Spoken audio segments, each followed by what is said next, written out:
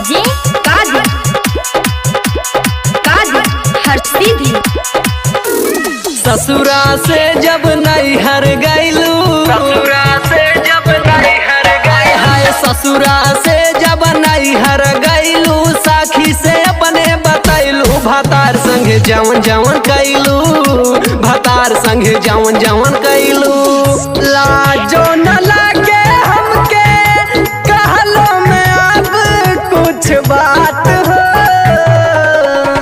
काहे लजाई काहे डराई तोहार गुण सब गाई, भतार संगे जवन जवन कैलू, भतार संगे जवन जवन कैलू।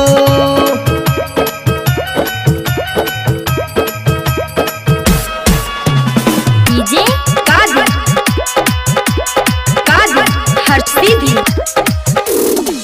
4 दिन में बढ़ गइल चेहरा पलाइट, फ्रीजर में घुस के भी तैनी सारी नाइट, तैनी सारी नाइट। 4 दिन में बढ़ गइल चेहरा पलाइट, फ्रीजर में घुस के सैया बिता दिहनी नाइट।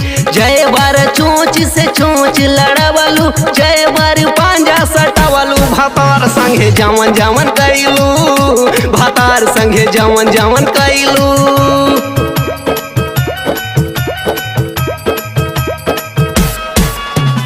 डीजे काजी काजी हर्षिदी।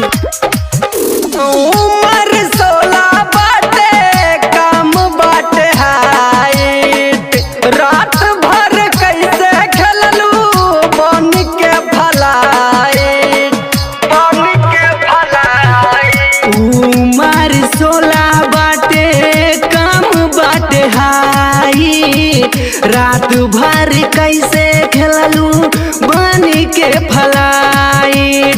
भोरे तक कुल खेला खेललू, सैया के कोरा सुतैलू, भतार संगे जवन जवन कैलू, भतार संगे जवन जवन कैलू।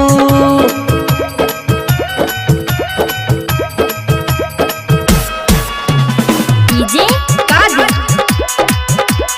काजी हर्षिदी। पहले से ज्यादा तोहार नियत बा खराब हो, का देबू पागल जहिया पियब शराब हो, पियब शराब हो। पहले से ज्यादा तोहार नियत बा खराब हो, करी देबू पागल पी ले हम शराब हो। अमित रोशन के जम के फसैलू, दिलवा पछुरी चलैलू, भतार संगे जवन जवन कैलू, भतार संगे जवन जवन